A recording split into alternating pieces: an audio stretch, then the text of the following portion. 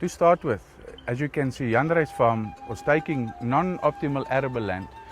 You have optimal arable land and this is non-optimal arable land. That's his land at the back. He plants soybeans there. That's prime land. This wasn't. And he converted this to a conservancy.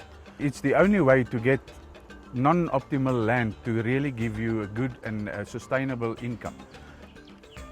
Walking here on Cheryl's farm, looking at the plant species, and especially with your grass, you get about 900 types of grass species in South Africa alone. On Cheryl's farm, you get your thatch grass, spear grass, and grasses that is quite high in nutrition. We're also looking to enhance that with a certain grass species. It's called a finger grass. It's got your highest nutritional value of your tropical grass.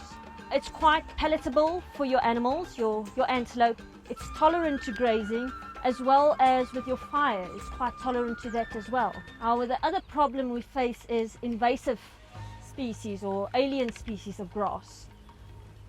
Difficult to get rid of them, seeing that you can't actually burn them because they spread their seeds. And I've got quite a good example. If you look at the seeds, even when you plow them, when they go down, they've got these tiny little seeds that will blow in the wind, and their new grass will start as well.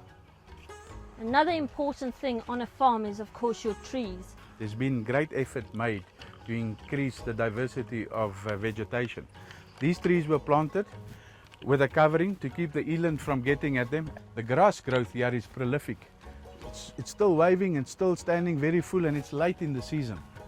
We have basically two grass varieties here. There's many species, more than 60. This is what we call a sweet grass, and this is what we call a sour grass.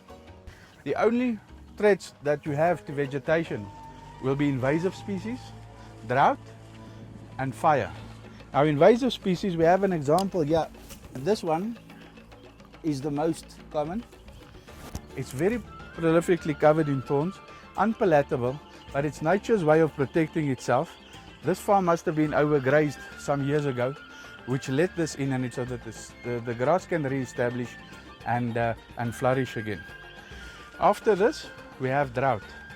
Drought is not a big threat in our region because we fall in a high rainfall area and there's a lot of groundwater, as we've just seen.